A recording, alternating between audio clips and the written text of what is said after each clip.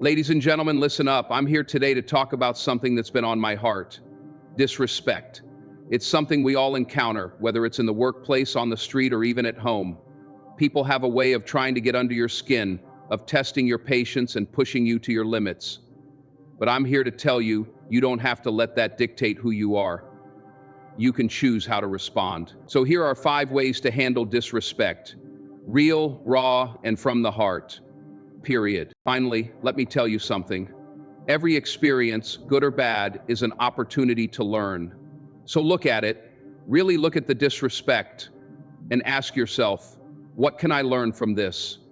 Maybe it's a lesson in patience. Maybe it's a reminder to set better boundaries. Whatever it is, take it. Don't let the disrespect define you, but let it fuel your growth. Let it make you a better person, a better leader, a better friend. Listen, folks. Disrespect is going to come your way, but the way you handle it, that's on you. You can rise above it. You can be better than it. So next time someone tries to throw you off balance, remember, stay calm, speak up, walk away if necessary, hold your head high, and learn from it. You got this. Never let them see you sweat. Staying calm and maintaining your peace in the face of disrespect is one of the most powerful skills you can develop. It's a skill that not only preserves your emotional well-being, but also helps you navigate life's challenges with resilience, clarity, and strength. In the heat of the moment, when someone disrespects you or undermines you, it's natural to feel your emotions surge. Anger, frustration, and hurt can rise quickly. But here's the truth. The moment you let your emotions dictate your actions, you've already lost control. The key to mastering yourself in these moments is to stay calm, to remember that you control your reactions, and to hold your peace no matter what. Now, I know what you're thinking. Easier said than done. I hear you. It's not always easy to stay calm, especially when someone's words or actions are intentional or hurtful. But here's the thing. Your peace is your responsibility. No one can take it from you unless you allow them to. When you let someone's disrespect push you into an emotional outburst, you're not just giving away your peace, you're giving away your power. You're allowing someone else's behavior to define how you feel, and that's a dangerous game to play. Life has enough challenges. Don't let someone else's negativity become your burden. So how do you stay calm in the face of disrespect? It starts with awareness. The moment you feel that initial rush of emotion, whether it's anger, embarrassment, or frustration, stop. Take a step back, mentally and physically. Acknowledge the emotion, but don't act on it immediately. Give yourself a moment to breathe. It's in that pause where your power lies. The more you practice this, the more natural it becomes. You realize that the world can throw anything your way, but it's up to you to decide how you respond. Think about it. When someone disrespects you, there's a good chance that they're acting out of their own issues, insecurities, frustrations, or even ignorance. But that's not your problem. Their disrespect is a reflection of them, not you. The moment you engage with their negativity, you allow their issues to become your issues. You don't need that. You don't need to absorb someone else's toxic energy. The most powerful thing you can do is refuse to let it affect you. Keeping your peace doesn't mean being passive or letting people walk all over you. It doesn't mean that you suppress your feelings or pretend that nothing's wrong. No. Keeping your peace is about choosing how to respond, about not letting anyone's disrespect dictate your state of mind. When you stay calm, you maintain control. You choose to rise above the situation rather than getting dragged down into it. You decide that no one's words or actions will define your mood or sense of self-worth. This takes practice. It's not something that happens overnight. There will be moments when you slip, when your emotions get the best of you, when you feel yourself being dragged into a conflict, and that's okay. The important thing is that you learn from those moments and continue to improve. Every time you practice staying calm, you're strengthening that muscle of emotional control. It becomes easier, more intuitive. One way to practice staying calm is by developing mindfulness. Mindfulness is the practice of being present in the moment, of paying attention to your thoughts, feelings, and bodily sensations without judgment. When you're mindful, you can catch yourself before you react. You can observe your emotions as they rise and make a conscious decision not to let them control you. This practice can be especially powerful when you're dealing with disrespect. Instead of reacting impulsively, you can pause, breathe, and respond from a place of clarity rather than emotional reactivity. Staying calm also means recognizing that you don't owe anyone an emotional reaction. You don't have to prove anything to anyone. You don't have to get into a back and forth argument trying to defend yourself or justify your worth. Your value is not determined by someone else's opinion of you. When you understand this, you realize that you have the power to disengage from the situation without feeling the need to react or retaliate. You don't need to get the last word. You don't need to make them pay for what they said or did. By staying calm, you are showing that you are above the situation, that you are in control of yourself, and that their words do not have the power to shake you. In a world that often encourages quick reactions, drama, and emotional outbursts, staying calm is revolutionary.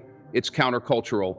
It's a statement of strength, maturity, and self-mastery.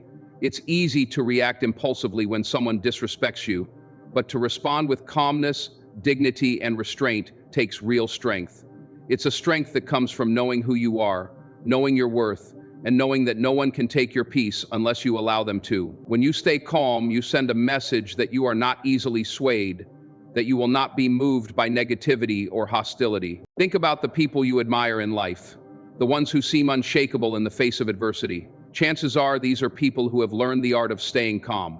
They've been tested, they've been disrespected, but they've figured out that the best response is often no response.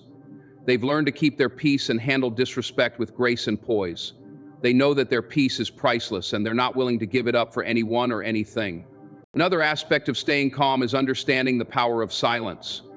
Sometimes the best response to disrespect is no response at all. Silence can be incredibly powerful. It's a way of communicating that you refuse to engage with the negativity, that you are above the drama. People may be expecting you to argue or defend yourself, but when you remain silent and calm, you create space for them to reflect on their own behavior. Your silence speaks volumes. It sends the message that you don't need to stoop to their level, that you are more concerned with protecting your peace than with winning an argument. When you stay calm, you also model emotional intelligence. Emotional intelligence is the ability to recognize, understand, and manage your own emotions, as well as the emotions of others. It's about being aware of how you feel in the moment and choosing to act in a way that is constructive rather than reactive. When you stay calm in the face of disrespect, you demonstrate emotional intelligence. You show that you can handle difficult situations with maturity and self-control. This not only benefits you, but also sets an example for others. People will start to notice that when they disrespect you, they don't get the reaction they expect. Over time, they may start to respect you more because they see that you are not easily rattled, that you operate from a place of calm and wisdom. In the long run, the ability to stay calm in the face of disrespect will serve you in countless ways. It will improve your relationships, reduce stress, and increase your overall sense of well-being. You'll find that when you stay calm, you handle challenges with greater ease, that you don't get bogged down by negativity, and that your peace becomes a powerful force in your life. People will respect you more because they will see that you are someone who does not let the storms of life shake them. They will see you as someone who is grounded, who knows who they are, and who is not easily influenced by the disrespect of others. Life is full of challenges. You will encounter disrespect, criticism, and negativity from others. But the way you handle those moments is what defines you. When you stay calm and maintain your peace, you are showing the world that you are in control, that you will not let anyone or anything disturb your sense of self. You become a force of steadiness in a world that often seems chaotic. And the more you practice staying calm, the stronger and more resilient you become. Staying calm is not about denying your feelings. It's about recognizing them, acknowledging them, and choosing to respond in a way that aligns with your values and your goals. It's about protecting your peace, standing firm in your worth, and not allowing anyone else to define your emotional state. When you master the art of staying calm, you unlock a power within yourself that no one can take away. And that, my friend, is true freedom. Another important aspect of speaking up and setting boundaries is learning how to communicate those limits effectively.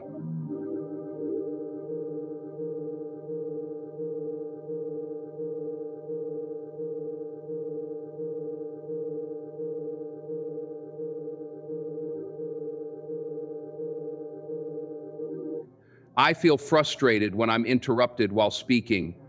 You understand, I expect more professional than improvisational. For example, instead of saying "you were always interrupting me," you can say, "I feel frustrated when I'm interrupted while speaking." This approach focuses on how the behavior makes you feel rather than placing blame on the other person. It also opens up space for dialogue, as it invites the other person to understand your perspective and respond accordingly. Being assertive is not the same as being aggressive. Assertiveness is about standing up for your needs and desires while maintaining respect for the other person's perspective. It's about being confident in your right to express yourself without belittling or dismissing others. In situations where boundaries are being tested, it's important to remain calm and firm in your communication. This doesn't mean being rigid or inflexible. It means holding true to your values and ensuring that your needs are met while being open to compromise when appropriate. In relationships, whether personal or professional, setting boundaries is essential for mutual respect and trust. It's crucial to recognize that boundaries are not just about protecting yourself. They are also about fostering healthy and equitable interactions with others. Healthy relationships are built on a foundation of mutual understanding, where both individuals respect each other's needs, desires, and limitations. When boundaries are respected, both parties feel safe, valued, and heard. However, when boundaries are crossed, whether intentionally or unintentionally, it can create feelings of resentment, hurt, or mistrust. This is why clear communication about boundaries is so important. Setting boundaries also involves recognizing when it's time to walk away from situations or relationships that are no longer serving you.